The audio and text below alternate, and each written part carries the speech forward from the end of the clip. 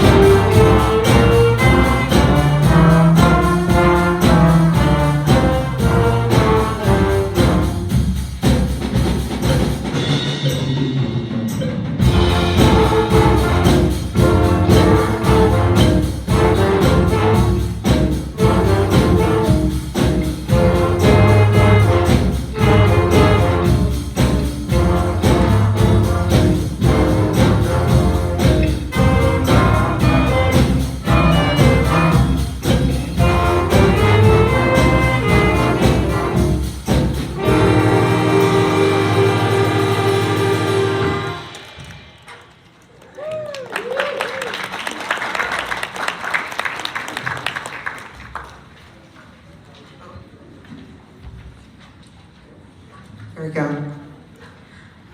Thank you, welcome. Just a little warm up. That's an example of our jazz basics in F. We're going to play a tune for you, and then we will be kind of walking you through what it looks like when we're learning how to solo.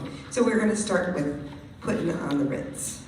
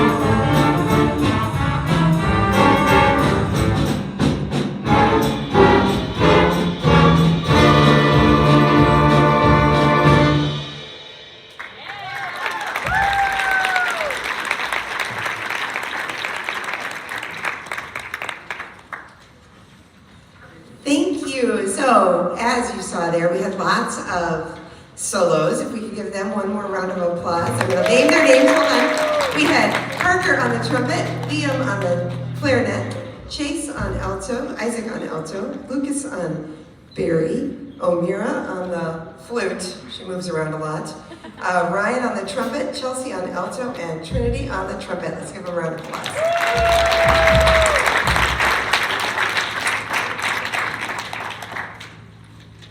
So, this session is called Everyone Can Improvise, and a little bit of background. When I started playing jazz in 6th or 7th grade, and I played all the way through college, playing solos was kind of like a magical mystery. I didn't know how people knew how to do it. Like, how do you know what to play? Improvising means that we're making it up as we go along, essentially, and there are some rules, but nobody ever told me what those rules were, and it just seemed like people knew this, and I didn't know this, and how do you learn how to do this? And so about 15 years ago, when I started teaching 6th grade jazz band, I had to figure out how to teach people how to solo, and I had lots of wonderful colleagues who helped me figure that out. So this is an example of that system that we've kind of devised. A lot of these kids started jazz band in 6th grade. They're currently 8th graders. So these first steps that you're gonna see, we do this starting in the 6th grade. So it's a long process that we take little baby steps to get to what you just saw there with putting on the Ritz. So we're gonna walk you through all of those steps, and then we're gonna play a few more tunes for you before we let you go. So we start with our blues scale, and we like to use blues in B flat because that's a nice band key. And we start with the drum set. So our drummers, I like to use 2 drum sets all the time because I want them to feel as confident and comfortable in their playing as possible, because they're more likely to put themselves out there and take a little bit of a risk if it's not too scary. And so the more I can take that scary part out, the more successful that they're gonna be. So we start with our basic rock beat, and we split it up between the 2 drum sets. So, remember how I told them we're gonna do this. Abby is gonna play the hi-hat and the snare drum. Go ahead, Abby.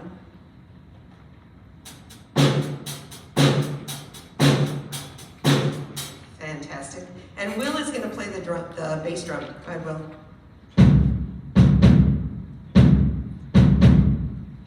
Perfect. And then they're gonna put it together.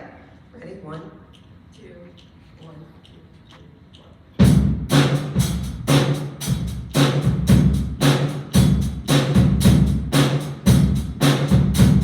1. Excellent. And when you have that nice drum beat, then we add our rhythm section. And so our rhythm section is going to play our B flat blues.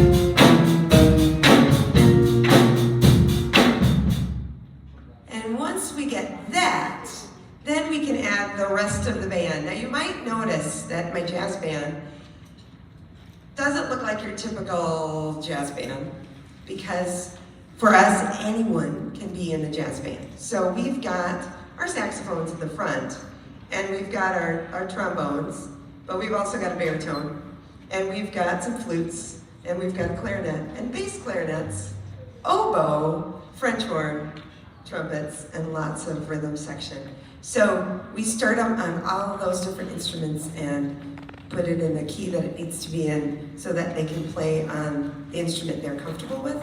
And then as they progress, they start to learn doubling instruments and new instruments. So, for example, Omira has played the flute most of the year and has recently started learning how to play the tenor saxophone. So they get all of those opportunities. So here we go with our blues scale with the whole band.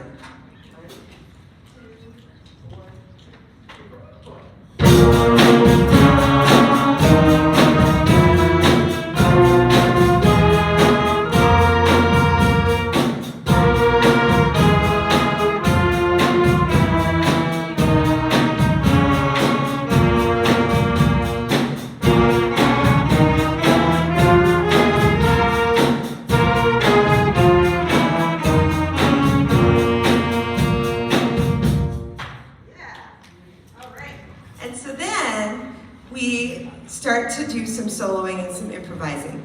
They take those pitches from that B flat blues scale, and those are the notes that they're going to use to create their solos. So they're making it up as they go along, but they know what the answers are already. So the next step is that I will play some little excerpts for them, and then they're going to repeat them back to me. So they don't know what I'm going to play, and every time we do this, they don't know what I'm going to play, because I don't know what I'm going to play. But I promised them that I would start on the first note of the B flat blues scale. So they know what the first note's going to be, and then they have to listen and make their best guess as to what the next note is. And at the same time, they're figuring out what is the rhythm. So they're listening for that rhythm, and they're listening for the pitch. Did she go up? Did she go down? And if they guess wrong, they guessed wrong, and it's okay. And we go on to the next one. So the rhythm section is going to keep playing our groove, keep us going, and we're going to call and response echo back and forth with our solos. First, beginning solos.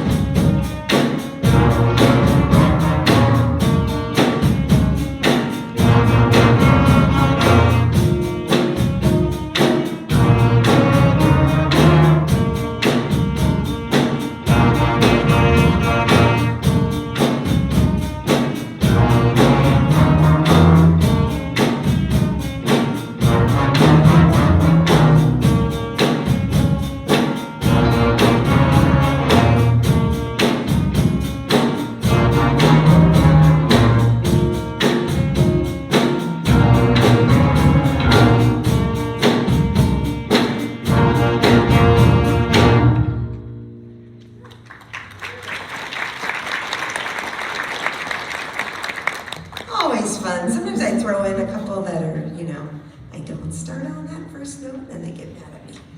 So I promised them I wouldn't do that today. Then we go from that. Now they've got that blues scale down. They have tried some little pieces, echoed back some little pieces, and they have some ideas in their head. So then we solo around the room. Okay, and I told them everybody has to do it today. They're going to do it. And they're going to take 2 measures. So they're going to each take a 2-measure solo. So we will play our blues scale. You're going to know this blues scale cold by the time you leave here, I promise. We will play the blues scale. And then we'll start right up here with the first saxophone. And we'll go across. And then we'll come back to the bari, over to the baritone, back to the flutes, over to the French horn, back to the trumpets. And then after we get to Gloria, let's go back to Megan. Okay, and then Micah, Finn, and then we'll do, I like to save the drums for last. we'll come up to the guitar, and then bass, piano, vibes, okay? And then Abby, and then Will, okay? And then after Will, we play the blues scale again. Tie a knot on that. All right, here we go.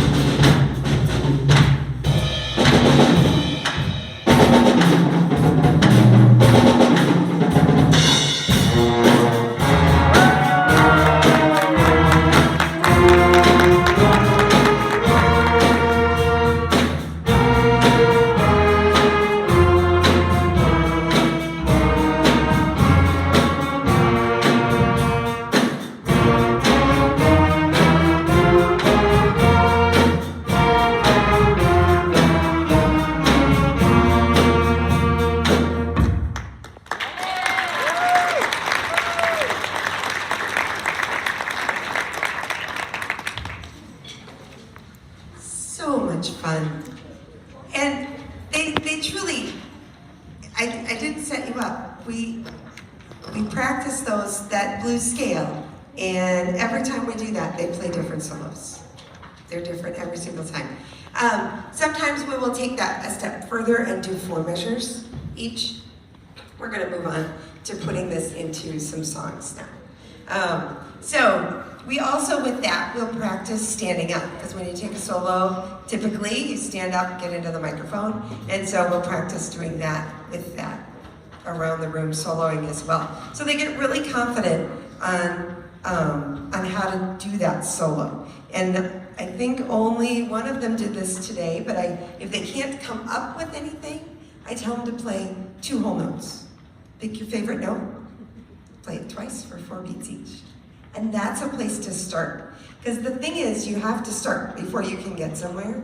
And so I want to make it as safe and comfortable for them as I can, so that they take that first step and they start.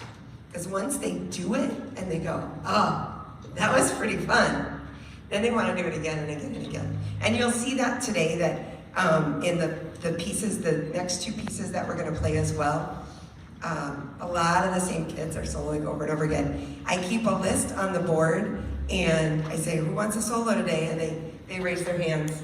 And some days they're like, no, I'm not feeling it. And we don't do their solo that day. Or they go, all right, I'm ready. And we pop them in the list somewhere. And so that solo list can get pretty lengthy. But we divide up the songs and give everybody a chance that wants it. And then they support each other and help each other along as they're doing those solos. So it's really fun to watch that progression. And of course, what you just saw takes most of 6th grade, 7th grade. It doesn't happen in 25 minutes. But it's pretty fun. All right, so now we're ready to play. Let's check my notes. Is it? Okay. So now we're gonna play for you a couple of songs that have some solos in them. Oops, over there. And the first one we're gonna play is Green Onions. So with Green Onions, there's a solo section there. Hold on.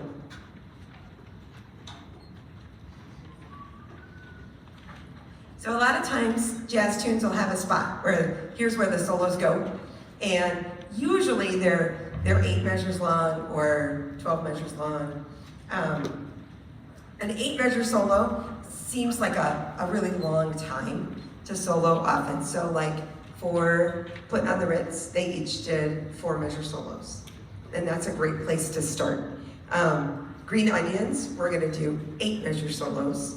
And then the other thing that we did with this one was we looked at that and said, okay, so if we're gonna play the same thing 4 times, let's make it interesting and change it up a little bit each time that we do it so that our audience doesn't know. So I just gave it away, but it's all right. So in here, you're gonna hear each time we repeat it for the different solos, different sections of the band playing the backup supporting part. Rhythm section, they have to do a lot of work because they're gonna keep playing all the time. So we are going to play Green Onions and our solos are going to be Parker, Liam, O'Meara, Lucas, Isaac, Chase, and then we have a little trio of wood that is going to be happening. And I'll let you experience that on your own. Here we go. Green Onions.